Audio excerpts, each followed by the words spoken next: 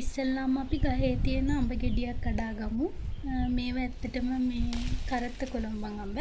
ඒවා වලින් මේ මාළු එහෙම හදද්දී හරි රසයි. අපි බලමු ඉතින් ඉස්සරහට කොහොමද අඹ මාළුවක් හදන්නේ. ඔයගොල්ලොත් කැමති නම් ඔයගොල්ලෝ රෙසිපි එක කොහොමද ඔයගොල්ලෝ හදන්නේ කොහොමද අඩුපාඩු තියනවා නම් කියලා දෙන්න. කොහොමද කියලා අපි බලමු. ඉස්සෙල්ලාම ඉතින් ඔය කෑලි මිරිස් සුදු ලුණු ඒවා ඔක්කොම කපාගෙන තෙල් තාච්චිය ලිපේ තියාගෙන තෙල් තාච්චිය පැවුනට පස්සේ ඒ ටික ඔක්කොම දාන්න. දැම්මට පස්සේ ඉතින් චුට්ටක් අර මේ කර වෙනකන් ඉන්න ඕනේ. නැත්තම් ඇත්තටම රස නිකන් අර අමුත් ගහක් වගේ ඉන්නේ. බලමු ඉතින් කොහොමද මේක හදන්නේ කියලා.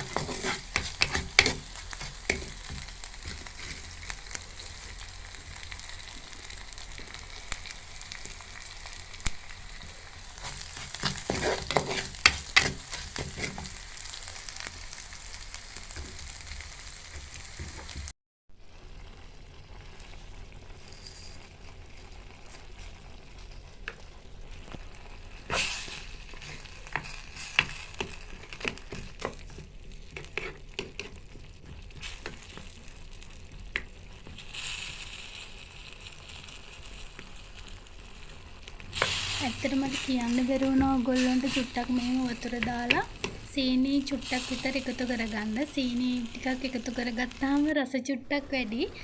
ඊට පස්සේ දැන් ඔහොම මම පැහිගෙන එද්දි ඔය වගේ කොච්චි ටිකක් එකතු කරගන්නවා. කොච්චිත් දාගත්තාම චුට්ටක් අර අඹ මාළුව පොඩි රසක් තියෙනවා. ඔයගොල්ලෝ කැමති නම් දාගන්න චූටි බබාලා වගේ ඉන්නවනේ. මම නම් චුට්ටක් ඉතින් මිරිස් වැඩි කරලා යුවේ. අපේ ගෙදර කට්ටිය මිරිස් කන්න ආස නිසා. ඔයගොල්ලොත් කැමති නම් ඉතින් සුදුට උයනවා නම් එහෙම. ඒ වුණාට මම නම් හිතන්නේ අඹ මාළුවට ටිකක් මිරිසඩු උයපුවම තමයි රස වැඩි කියලා. හරි අපි බලමු. ඔය තියෙන්නේ ඉතින් අවසානයේ කොහොමද අඹ මාළුව කියලා. ඇත්තටම මේක ගොඩක් රසයි. ඔයගොල්ලොත් try කරලා බලන්න.